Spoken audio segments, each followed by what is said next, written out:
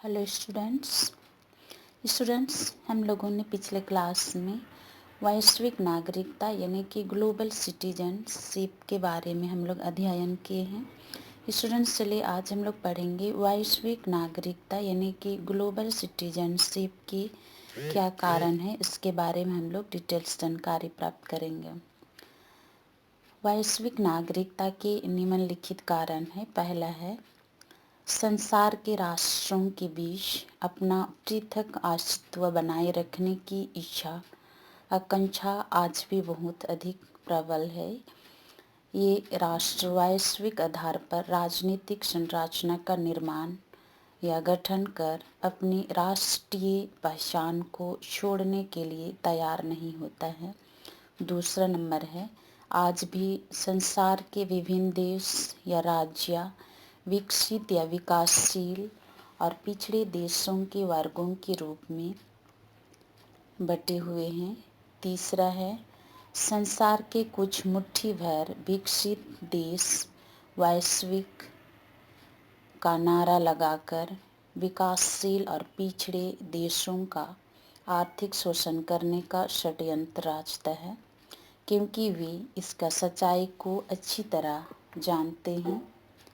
उनकी आर्थिक समृद्धि और संपन्नता इन देश के आर्थिक शोषण पर ही टिकी हुई है।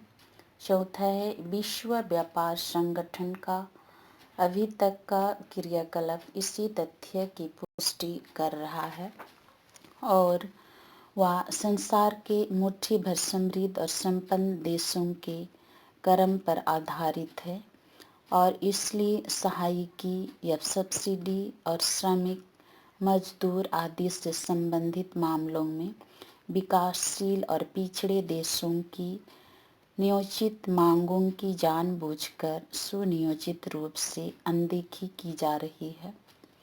पांचवा है भारत, जापान, ब्राज़ील आदि देशों को सुरक्षा परिषद की अस्थायी सदस्यता का और उसके हाथ पर देने के मार्ग से रोड़े बिछाए जा रहे हैं।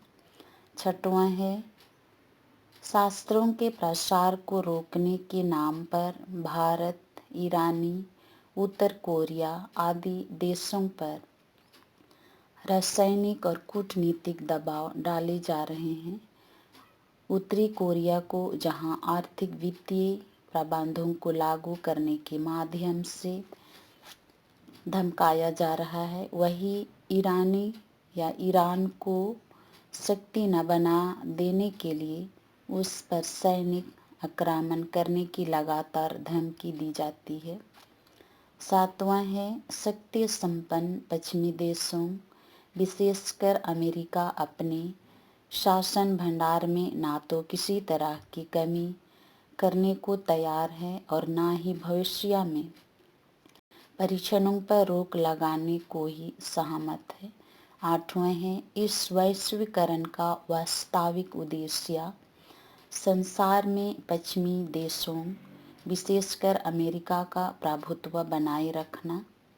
नौवां इराक के विरुद्ध प्रभावी कार्यवाही करने तथा उस विषय में संयुक्त राष्ट्र संघ को अमेरिका द्वारा करने से भी यह स्पष्ट हो जाता है कि उससे विश्व में शांति, सुरक्षा और सहयोग की ज़्यादा चिंता नहीं है।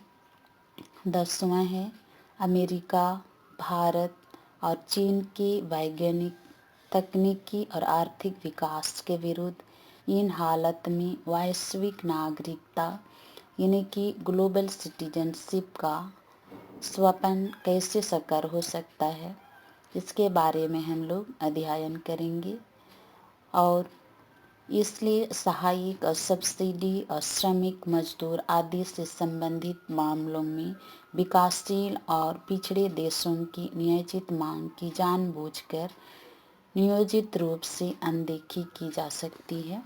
स्टूडेंट्स, ये है आपका ग्लोबल सिटीजनशिप के कारण। स्टूडेंट्स, ग्लोबल सिटीजनशिप के बारे में हम लोगों ने अध्ययन कर लिया है। आज के लिए इतना ही। Thank you.